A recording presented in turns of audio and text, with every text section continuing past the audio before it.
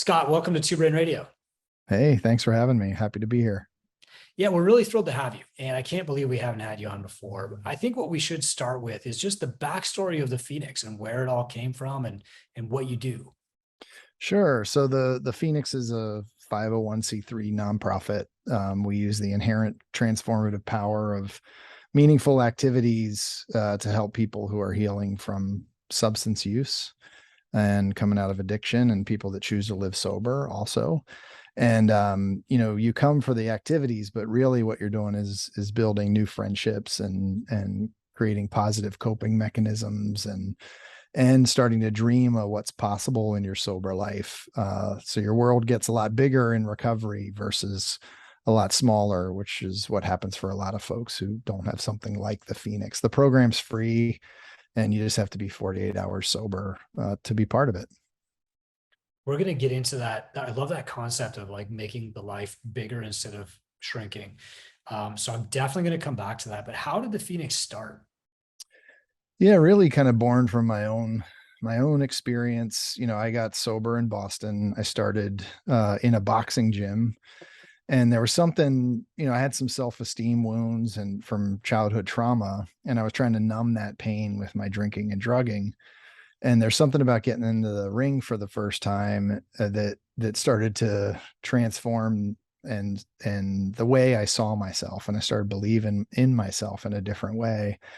And I always say that I got scooped up with as much love as you can find in a boxing gym, which is not that much. But it was a good crew of folks, a couple sober people there, and it started to be my community. And I would be the kid outside with my gym bag waiting for the gym to open to go in and train. And that was where I went instead of drinking and using. And then after years of that, I had built a network of friends, some sober folks I climbed with. One was a clinical social worker.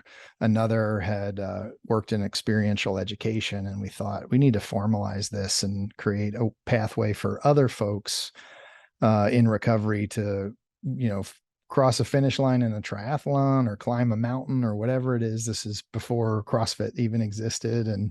And we started to build what later would become the Phoenix. So before we get into how this works in delivery, how does it work in each individual person? I mean, obviously nobody stops drinking because, oh, now I'm a gym goer. Yeah. How does that transformation actually happen?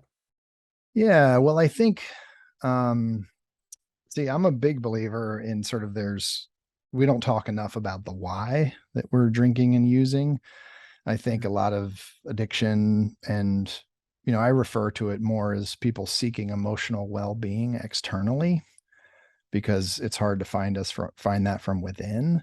So we're always seeking it by, maybe how much money we make, or do we have that job title, or what do we look like, or how many likes and followers do we have, or, do we have abs or not, So there's like all these things that we sort of believe if we arrive at this place, we will then be happy.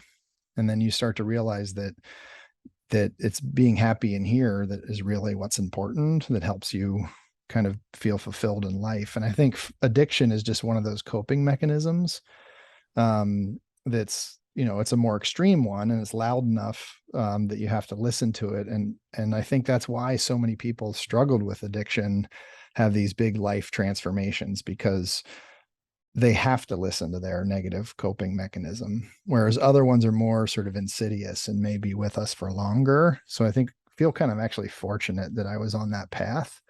But what I see of folks coming in is, in those early days, it's not happening at that level in your brain yet. You're not saying, wow, I really could use a positive coping mechanism and something to heal my self-esteem wounds, so maybe I'll try CrossFit. Like Yeah. you're saying life has become really miserable, and the dreams that I had of who I could be in life have been stripped away from me, and I feel broken. And you come into a place where somebody says, I believe in you, even if you don't yet believe in yourself. And through their belief in you, you try things that you never thought you could accomplish. And in that accomplishment, you start to own that belief in yourself. And that's ultimately the path for you being able to share that with others. and help others rise from the ashes. Once you've been through that, you're uniquely positioned to be able to reach back and help somebody else on that journey. You and I met through the CrossFit Foundation, but you started in a boxing gym. Did you get that sense of external support on day one boxing? Um, no, not really, but it was like what I did get was this distraction from the narrative in my brain, right? Mm, Like how I was viewing myself, my self-worth stuff, how I thought of myself. And you just start hitting the heavy bag and you're so focused, on where you're holding your left hand and throwing your jab and the combination of punches and whatever it is that all that other stuff kind of just drifts away and you're in that moment. And it's sort of a meditation, I think. I think of like a long workout when the clock starts, 50, in halfway into the 15-minute AMRAP, you're kind of just in the zone, just sort of moving your body through it. And I found that in boxing. I also found this goal setting opportunity where, hitting the pads was great, hitting the heavy bag was great, but getting into the ring was like the next level. And mm. so pushing through that fear and achieving that goal is an accomplishment that I then owned and became part of me. And it started to help me believe that I could also accomplish other things in life, being a good friend or a good son or a good coworker or stay sober, and started to play out in other aspects of my life. Very interesting. Okay, man. So bridge the gap for us here. What led you to CrossFit? Yeah. So the Phoenix launched in about, I guess, 2006, and Okay. we were mostly outdoor stuff because that had I went from boxing into triathlon, and that led me into climbing and then mountain biking and other things. So we mostly did sort of endurance sports and outdoor activities. And we were coming into cities with our program, so we were going to start operating in sort of a building, and we didn't really know what to do there. And somebody said, you should check out CrossFit. And I thought, like most people early on, was like, I don't know, man, it sounds a little crazy. It's kind of a culty thing. But and I went and I took the L1 as my first intro to CrossFit because Wow. I had been, I'd coached endurance athletes and I'd been a personal trainer and I'd worked in Yeah. gyms and all this stuff. So I thought, well, I'll go get the cert. You can learn a lot about an organization by their certification and what they teach and the culture they build there. And I got there and they're like, oh, we're gonna do Fran. And I was like, okay, what's Fran? Oh my and goodness. and and you know, had a hard time walking for like 3 days. Oh yeah. But on the fourth day, I was like, there's something to this, this is gonna be powerful for the Phoenix. And a lot of Phoenix members were already doing CrossFit.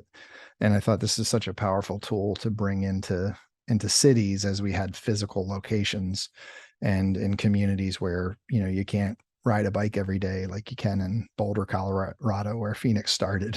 so Yeah. so that's how CrossFit got sort of folded in. And no surprise, today it's sort of our third biggest program.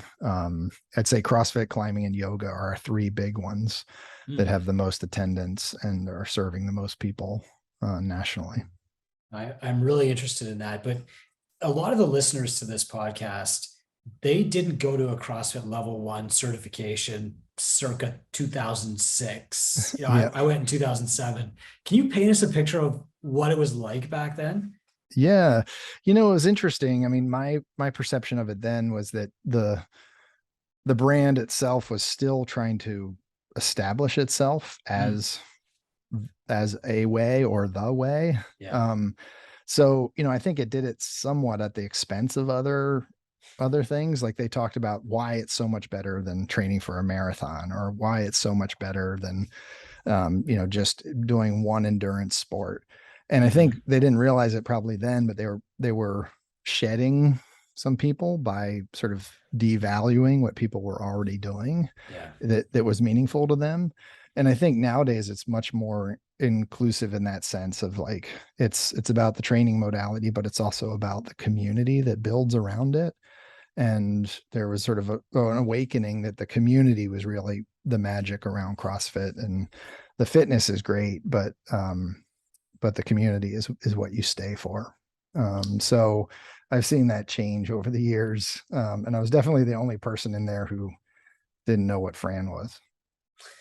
Yeah, I'm picturing you being at my level one. And so if you guys weren't, if the listener wasn't involved in CrossFit ever, or especially if you weren't around in '07, it was almost like the instructors had something to prove with these with these things, right? And so like, okay, we're gonna warm up with a 1 mile run, everybody to the door, 3, 2, 1, go. And of course, I'm the kid that goes out way too fast, and I come back and I'm first in the group, and John Gilson's standing at the door and he goes, "You're that guy. Why don't you do burpees till the last person gets back?" And and I think we did probably 7 crazy workouts over the next 2 days, including Fran. That's just what it was like back then, right? Yeah, it was. And, I think that it's been cool to see CrossFit evolve and expand as Yeah. Phoenix has done the same. Okay. I'm just picturing you getting your introduction to CrossFit. Amazing. I Okay. could tell there were some chuckles when, it was me and one other person who stood up and said that we were personal trainers and that we hadn't done CrossFit in the intros. And I knew when people were chuckling about Fran that I was in trouble. It was a kind of an exclusive cult back then, for sure. So my next question is about like the intensity and efficacy. So what I was going to ask is like, if you're trying to achieve this single-minded focus where you don't have to think about anything else except for the workout, how intense does it have to be to achieve that? Because you've talked about yoga, you've already mentioned mountain biking. Like, is there a relationship there between intensity and efficacy? Um, I think so. I mean, I do think that, um, and I think you can kind of see this maybe across Phoenix programming, Hmm. that people may come to different activities because since then we've expanded into all sorts of things. I mean, we Yeah, have a music program and art and meditation and mindfulness and social events. Like there's a coffee social going on right now in our gym, where people are sweet. just kind of hanging out. And um, but I think that when I think of myself in early recovery and the sort of pain that I was carrying and the angst and discomfort inside of my own body, I think I needed boxing, right? I needed to go smash the Mm, heavy bag. I needed to, just hit the mitts until my hands were sore and come home at the end of the day. Like I was still um sort of seeking in those activities. So, I think that there's room for all ends of the spectrum of intensity. I think sometimes folks that are deeper into that intensity maybe have deeper things they're actually working on purging, you know. So we sometimes have to be a regulator for folks that come in whose regulator is sort of broken at the time, So it's like the person who comes to 5 workouts and the next thing you see him is at GNC buying every product they can get to try to get yoked, and it's like, dude, slow your roll, take a rest day. Let's talk after your rest day and talk about how your body actually adapts to stimulus, that kind of thing. Well, and I guess that's kind of what I'm getting at is like the culture back then was just show up and we'll crush you. And at that time, if somebody puked in their first workout at my gym, we would give them a free hat, like congrats. And Yeah. that's changed now, but people can still show up as long as they're 48 hours sober and try a class. How does the instructor of that class kind of moderate intensity to help the person that's visiting, but also not kill them if their like regulator's broken? Yeah.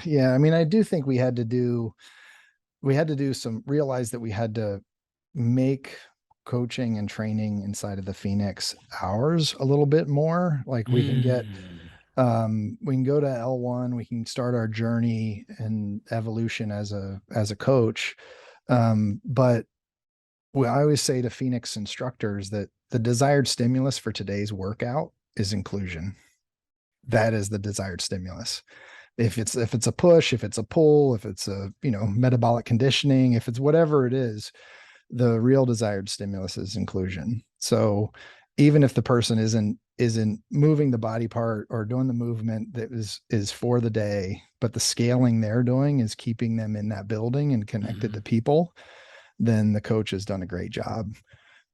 Because for our folks, what they're showing up from and where they go back to when they leave our space um, could be a pretty dark place. And if they go home and they don't feel like they can come back, or that they will be welcome back, or that they had a place here, then we may actually help keep them in their disease.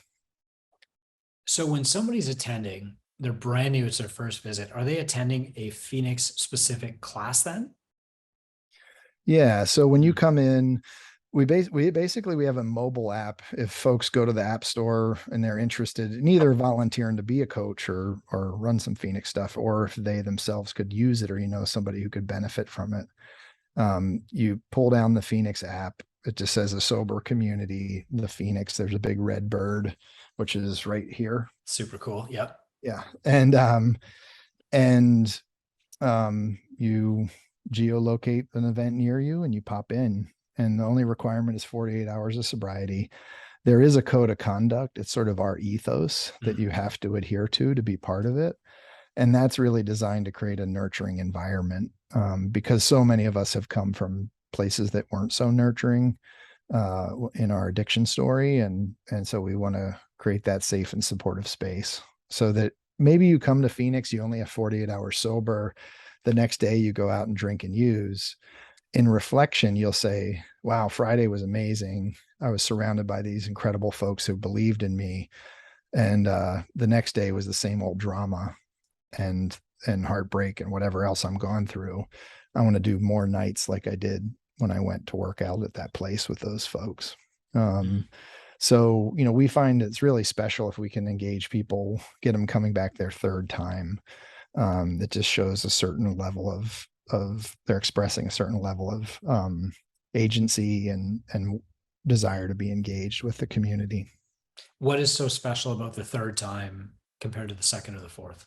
Yeah, I don't know. We don't really know yet. We're still Mm. trying to look at it in our research, but we've seen folks that come that third time, we've seen recovery outcomes be way higher than others who sort of taper off, and to the point where about 86% of folks that are engaged active members that hit that 3 engagement mark and above stay sober at 3 and 6 months. So Wow. that like blows away a lot of the other data out there for the formal treatment space. And no surprise to you and the folks listening that, believe it or not, there's other solves and solutions to complex health issues in our society than what happens in hospitals.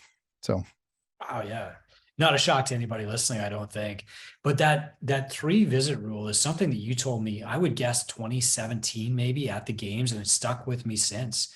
And I think that's incredibly powerful for anybody to know about any new client coming in the door is three visits really makes it stick.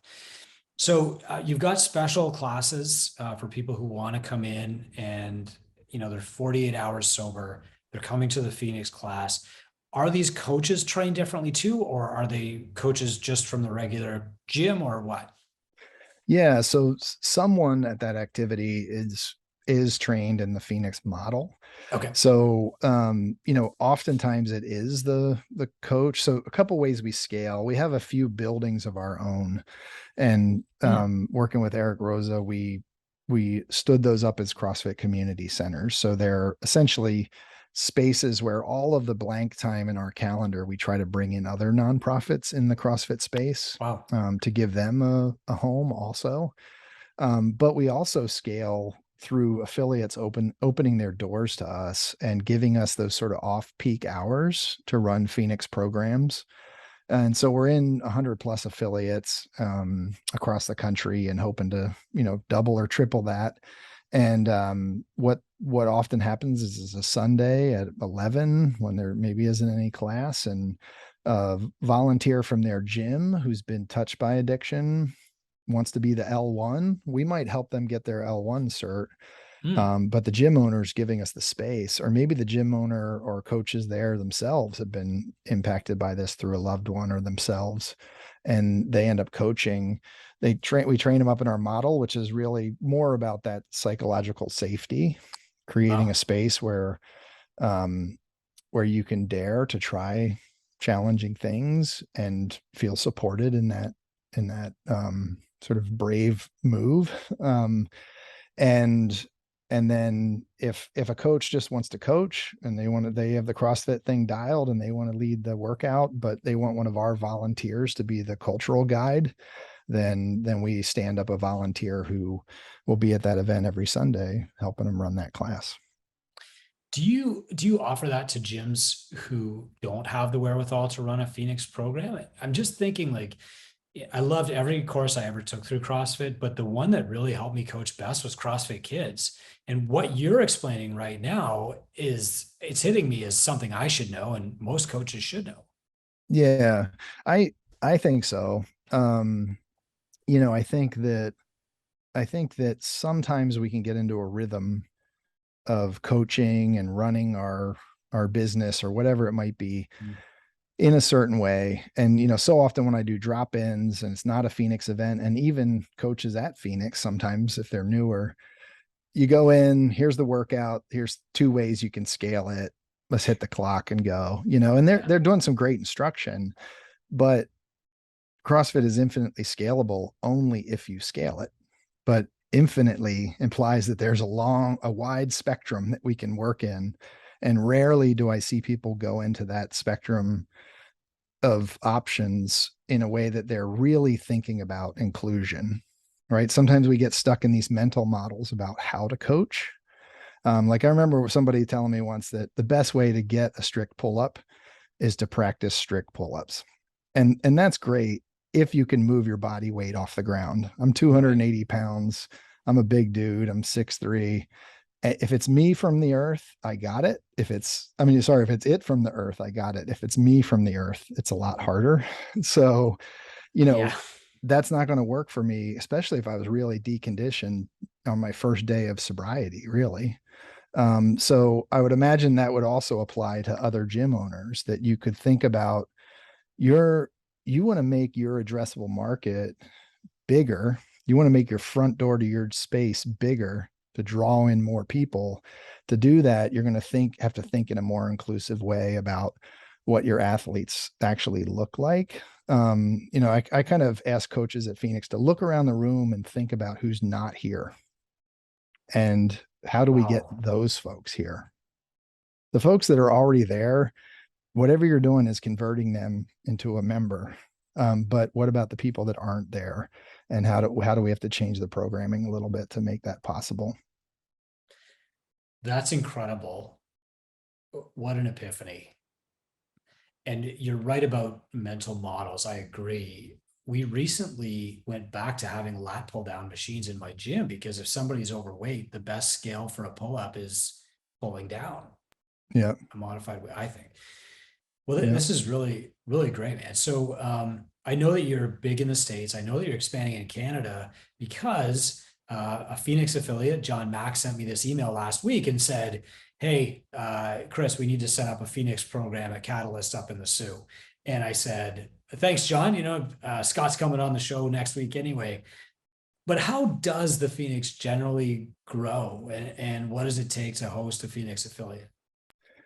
yeah. So essentially, if an affiliate is interested in hosting Phoenix, or they have some members in their gym in recovery that might be interested, they can get in touch with us. I'll share a link to an affiliate landing page. We have a specific page for it. And there's a track there where they can say, we have the volunteer, or we just want to open up our space to you and you guys run the program. And then we have the staff that run that actually work on the seminar staff also. So a Wow. couple a couple of CrossFit coaches and coaches um, are working for the Phoenix also. So they help get people integrated. It's great because they understand CrossFit and they understand what affiliates need to do to kind of run their businesses, and we just work with them to find a space in the calendar that works for Phoenix members but Mm, doesn't impact the revenue side of the gym.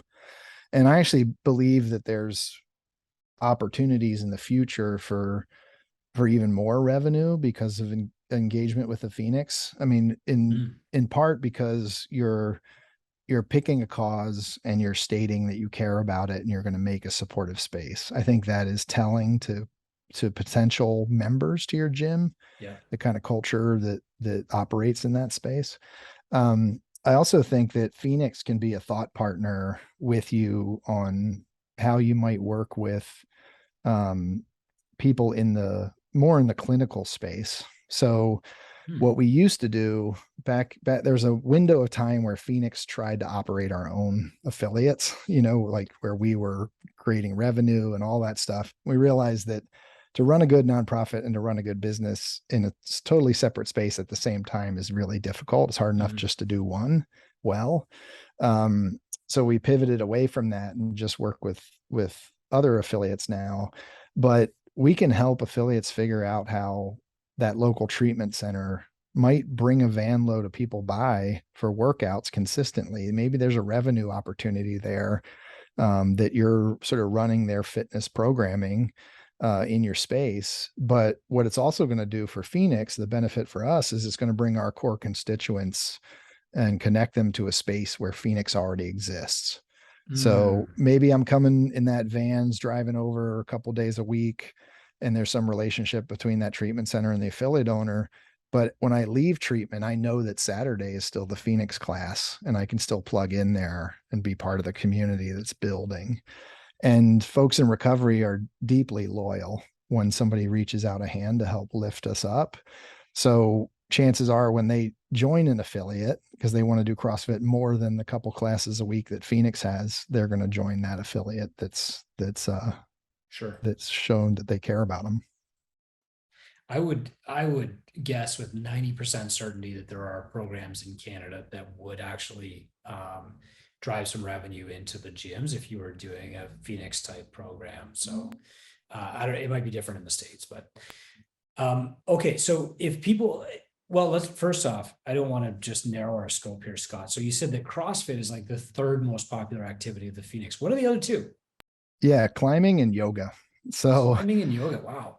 yeah, yoga's huge. And I think climbing is a big draw because initially it's like, whoa, I get a free punch pass to go to a climbing gym. That's pretty rare. Yeah. But the community that builds up around climbing, it's so powerful when you tie into a rope for the first time and I'm holding the other end of that rope and you get to the top and you come down and then you hold it for me and I go to the top and come down.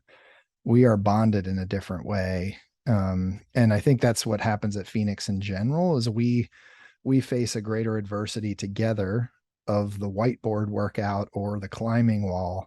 And as we push through that together, maybe push through some fear, through some challenges, whatever it might be, we build a bond. And it's in that friendship that our sobriety really happens. And then yoga is really, I think, that getting centered and being present and um, creating a space where we become more vulnerable and we're still and we're quiet together and um, it helps us sort of get in touch with part of ourselves that also helps us on our recovery journey. What are some other activities that people might not think of that the Phoenix takes part in? Yeah, like well, our virtual programming blew up through the pandemic, as you can Nice. imagine. But what was really cool is we started recording some of that content and actually distributing it in prisons. So you can do Phoenix while you're on the inside, while you're Wow. incarcerated. And they're through educational tablets and there's Phoenix workouts. And then we update that content regularly. So, the hope is that if you find Phoenix on the inside, that you can also transition as you come out of the criminal justice system and find Phoenix in your community. So that's one thing that's unique that we're doing. Um, I think also our step into music, music has been a creator and a driver of culture and movements forever. Yeah. So the idea that it can also change the way the country's approaching addiction by breaking down stigma and having artists be more open about their sobriety and their own struggles, and how they've overcome addiction or mental health issues, and also creating sober, supportive spaces at venues. So that's something we're stepping into where, at you may go to a concert and there'll be a Phoenix tent there, and there'll be mocktails offered, and it'll have air conditioning. It'll be a place to tuck away from the mayhem of the festival Yeah. or whatever, but it's also a sober space. So it's empowering people who choose to live sober or have struggled with addiction back to music, because so often in Hmm. recovery we feel like we've lost that as an option because the space can be so triggering to go out to listen to live music, to be at a music festival, and to be there sober. You can feel pretty alone. So we're trying to connect people in those spaces. Brilliant, man. That's great. You know, before you mentioned the availability of Phoenix programming inside prison, I was going to ask you, like, is it more impactful for people to go outside of their home and do something than to do it within? And is it just a case of like, good, better, best? But I can see in places like jail where there's no other option where this can be tremendously impactful. Yeah, absolutely. And what sort of, I think you talked, you obviously work with a lot of business leaders, and I think every now and then we realize that our way of thinking about something has limited, um, our addressable market or the market share that we can capture or Mhm. something like that. So for Phoenix, we didn't even think about this, but to show up to a live stream Phoenix CrossFit class and to be able to have your camera off and to be muted, but dip your toe in that way is so much more accessible than 2 days clean and sober, driving to a gym somewhere, getting out of your car, walking by the cast of 300 as they leave the morning workout, with their shirts Yeah, off, exactly. and Yep. doing your first CrossFit class where you can show up that way. And then what we find is the next time in the icebreaker, somebody's coming off mute and answering. And then the next time their camera's on, next thing you know, Mm. they're joking and laughing and talking with everybody else. And then a couple weeks later, they might actually come in person to a Phoenix event somewhere. So it kind of makes it more accessible. People can show up on their own terms a bit more when they come virtually. I think it's actually it's helping the inmates for another reason too. Years ago, we used to go into a U.S. prison in Michigan twice a year to do powerlifting meets, and one time I was there and I had a CrossFit hoodie on, and an inmate, he goes back to his cell for count at lunchtime. He comes back to compete in the afternoon in the deadlift event, and he brings me this handwritten sheet, and he's like, "This is my CrossFit workout," and it's like 3 hours long and it's every possible exercise you could ever think of all at once, right? And he's like, I do this every day. And Wow. I mean, I don't know if he actually did or not, but if he did, wow, yikes. So just bringing that coaching in too is probably going to keep people on a better fitness regime longer term. Yeah, absolutely. And I think that's stuff I'm excited about exploring even Mm. more is to actually work with CrossFit more formally, or to work with, like HWPO. And I Yep. know Matt O'Keefe and Matt, and just sort of try to continue to bring, the transformational power of these sort of modalities to folks in a way that, because you also becoming a student of something helps you build new identity. So when I was active in my addiction, I thought of myself in one way. And when I saw myself as a boxer, it was very different. And when I went from that to actually being a coach, I remember the first time the coach asked me to hold the mitts for somebody else, I was now a coach, right? And I started coaching, and I felt this sort of, evolution of my own journey. And I think the magic of all of these things is really born more from the self-actualization journey. We find something that we have a passion for, that we can do well. And we can do that for a long time and be happy. But when we get to use that skill to help lift another person, there's something magical that happens. So I think that there's probably something that affiliates could actually do within their own member base to empower members who've been there for years to step into that mentor role for newer members that will help folks on their own self-actualization journeys too. Because you always see it, so you come for 3 years, you fall in love with it, then you go get your L1, then what do you really do with it?